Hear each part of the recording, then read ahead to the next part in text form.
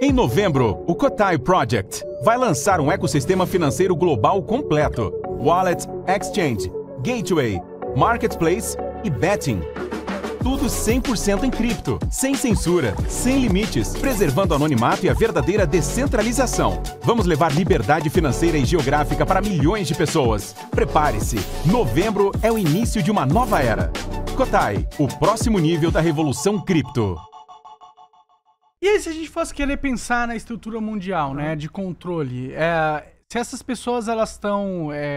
ou seja, todo mundo que tem poder de verdade tá relacionado com esses caras, né? E o poder e o mal sempre estão meio conectados, né? Dê poder infinito a alguém e você corrompe infinitamente essa pessoa.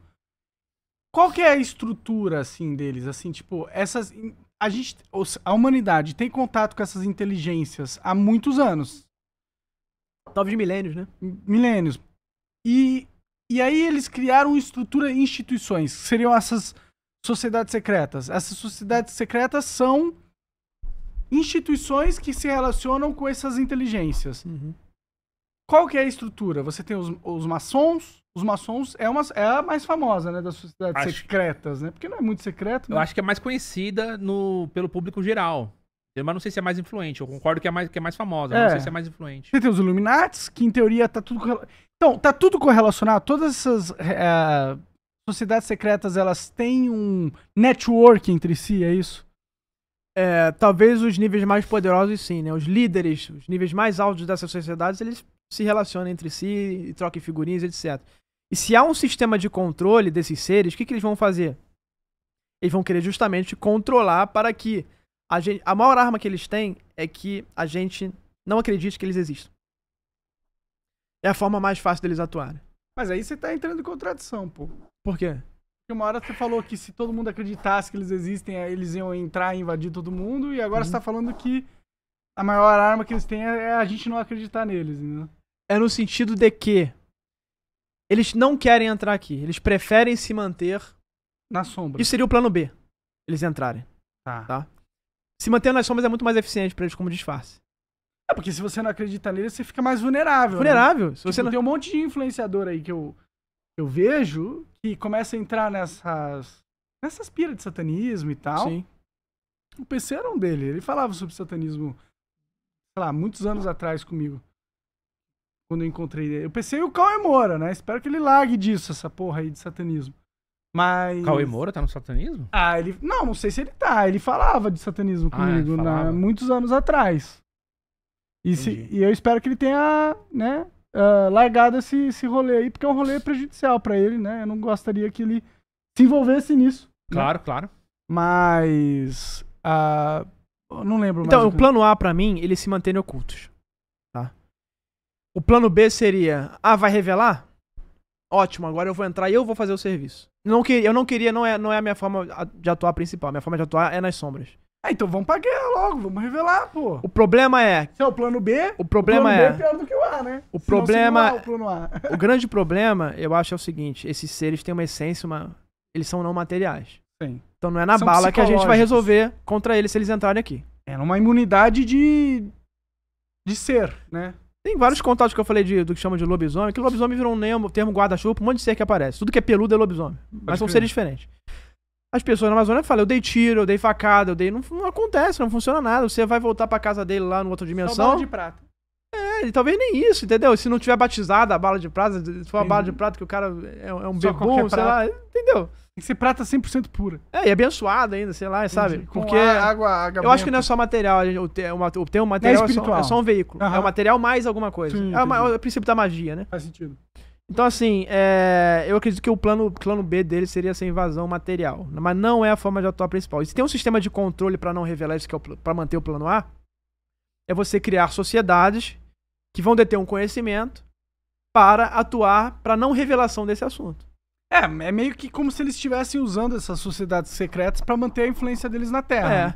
E assim, cada pessoa tem um perfil diferente, tá? Vai ter uma que vai gostar mais da maçonaria, outra que vai gostar mais do satanismo, outra vai gostar mais da Ótula, que é do Crowley lá, que é muito ligado ao governo dos Estados Unidos também. Os Então, assim, cara, Illuminati. Illuminati. Então você vai criar diferentes sociedades com diferentes perfis e você vai atrair diferentes públicos. E uma coisa que eu conversei uma vez com o Fakuri ele falou sobre o clube de Bilderberg, que é feito pelos Rothschild, né? Uhum. E ele fala que é uma família que remonta, tipo, 1500 e alguma coisa. Foi quando realmente começaram a existir transações feitas com papel já, sabe, de dinheiro entre vários lugares da Europa. E ele fala que essa família eles têm um sistema de controle através do dinheiro, só que eles fazem, tipo, uma mistura de rituais iniciáticos, entendeu? Com a influência política deles. Então, assim, pra você pertencer a esse grupo, desde lá de trás, você tinha que, primeiro, fazer algum pacto de sangue, que normalmente é casamento, entendeu? Casamento entre famílias, casamento de alguma forma, e aí você gerava filhos, e esse filho ia pra alguma cidade, e naquela cidade ele montava uma filial do banco, entendeu? E aí eles iam fazendo a mesma coisa. Chegou um determinado momento que aí eles começaram a fazer rituais de invocação mesmo, assim, sabe? De meio que eles terem um conhecimento oculto que você não pode ensinar publicamente, e aí você ensinava para as pessoas que pertenciam a esse círculo. E aí você fazia pequenos rituais para as pessoas participarem, etc. E aí chegou um determinado momento que o poder deles era tão grande que deixou de existir somente na Europa, começou a existir nos Estados Unidos, começou a existir lá no Oriente Médio, etc., no Líbano, sabe? E o negócio hoje é gigantesco, existe até hoje esse clube. E o poder deles é, tipo assim, é um poder de fazer dinheiro existir do nada. Eles criam dinheiro, assim... essa galera... Rothschilds? Provavelmente eles são mais ricos do que qualquer um que tá na lista dos mais ricos da Forbes. Se você cria um pedaço de material e que tem um poder enorme sobre as pessoas, cara, você pega aí, por exemplo, qualquer caso, vai falar que vai tirar o emprego do cara, o cara não fala sobre esse assunto. Porque ele depende do dinheiro pra sobreviver. Então você cria um pedaço de material e que o cara depende daquilo pra comer e pra beber, pra sobreviver. Pra ter uma casa. Você controla todo mundo.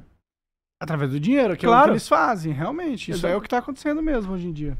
Não vai ser promovido, você não vai ter carreira, vou tirar seu emprego. Na verdade, você tá tirando o quê? Esse pedaço de papel, que é o dinheiro que tem um poder enorme. Sim, você tá meio que controlando a matéria pra afetar o psicológico, né? Isso. É o que a gente tava falando, né? Exato. A matéria, ela não é o mais importante, o não material, mas a matéria é um instrumento pra você controlar o não material. Total, porque quando a pessoa dá importância a algo material, ele tá conectando o material com o emocional dele, que é o espiritual, no final das contas, né? E você tá controlando aquilo que ele vai expressar. Em termos de não matéria, de emoções, sentimentos. É assim que eles controlam o mundo. Todo mundo faz qualquer coisa por dinheiro. Não todo mundo, mas muita gente, sei lá. Porra. Você, justo com a humanidade, 60% da humanidade faz qualquer coisa por dinheiro. E muito porque a pessoa acha que não existe um mundo não material. Aí dá importância em discutir esse assunto. Exatamente. Por isso que eu acho que é importante. Por isso que eu acho que é o plano A deles, que a gente não acredita. Exatamente, exatamente. Porque o plano B, se todo mundo acreditasse, todo mundo ia ficar mais conservador, né? Nesse sentido, né? Conseguiria também perceber a manipulação espiritual, né?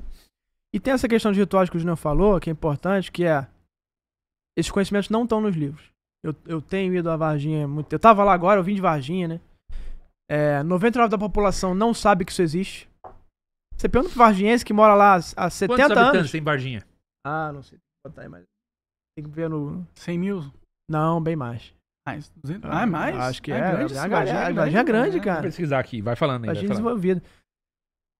Então, assim, 90% deles acham que não existe isso, que ninguém faz nada lá. E Varginha, ela é um centro do voodoo, de São Cipriano, de coisas ocultistas lá. E as pessoas nem se dão ideia. Por quê? Porque isso é um conhecimento oculto. O nome já fala. 142 mil. Aí. Tem um conhecimento oculto que não vem a público e que é passado o quê? De geração em geração de boca. Então, eu conversei com pessoas lá que era o bisavô, que era escravo, desejo de escravo, foi passando, veio da magia da África, ele juntou com a magia europeia, que veio dos colonizadores, criou-se um sistema mágico lá totalmente diferente, e eles não falam como é que faz, tá passado de boca pra boca. E às vezes tem um feiticeiro lá forte em que ele não fez um pupilo, e o conhecimento se perde, acabou. Então esse é um dos motivos que antigamente a gente tinha muitas coisas bizarras aparecendo, e que às vezes algumas dessas coisas bizarras não aparecem hoje. Por que o Varginha não apareceu de novo? Pode ter uma explicação dessa. Na primeira vez que apareceu, eles controlaram, né, o fenômeno. Exatamente, assim... E eu chego lá e as pessoas falam assim pra mim, você quer saber de Varginha? Vá procurar o fulano de tal. E sabe quem é a história dele? Eu vou lá, o cara lá é milionário. Dono das terras todas de lá. E aí eu chego... Isso que me fode pra caralho, entendeu? Porque quando você olha pras pessoas com poder, todas elas acreditam nessa merda. Tipo, todas elas acreditam nas sociedades ocultas, nos demônios, na magia, né?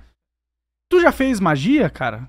Não, mas quando eu tive... Por que não? Se você estuda essa porra toda, você sabe que é verdade, que existe. Uhum. Você nunca quis testar, assim, tipo, criar uma magia pra conseguir alguma coisa no mundo físico? Eu tenho uma crença, já cresci católico, né? Inclusive, depois dessa pesquisa, eu tava um pouco longe da igreja, eu tive que voltar. Porque eu comecei a perceber o quanto esses fenômenos podem nos afetar e me afetou. Mas eu tava muito materialista. Eu tava muito, quando eu comecei esse assunto a pesquisar, eu tava muito em seres extraterrestres. Eu comecei a ver que não é isso. Quando você entra a fundo, essa ideia passa a não fazer sentido. E não faz. E o que acontece muitas vezes é que o ufólogo, quando pesquisa, não tô falando todos, mas grande parte, por conta de existir a crença extraterrestre, ele começa a coletar um dado e que se o que você tá falando não cabe na crença dele, ele exclui você. Ele exclui o que você tá falando. Então, e você tá selecionando dados, isso não é científico. Ciência é você pegar todos os dados, mais absurdos que sejam, colocar num cesto e depois você avalie. E não na fonte você excluir. Claro. Então, assim, eu comecei a ver essa realidade dessa possibilidade menor de ser algo extraterrestre. Quando eu vou pra Varginha, o cara me fala, procure fulano de tal. Quando eu vou procurar fulano de tal, o cara milionário com a maior parte das terras de lá de Varginha. As pessoas começam a falar que ele fez rituais de evocação e os seres saíram de dentro da terra. Não só esse ser, mas outros. Eu falo com um policial, ele fala que tinha um ser peludo, que não era só aquele, que eram vários seres. Aí eu vou falar com o pesquisador de 96, que é o Birajara, ele fala... Naquela época falaram pra gente, um feiticeirão lá que fazia nessa terra desse senhor, ele fazia ritual e abriu. Sinistro, Ficou descontrolado, começou a sair Tá vendo, criatura. moleque? São demônios, cara. Começou a sair um monte de criatura, ele não conseguia fechar o negócio, e a criatura foi pra rua.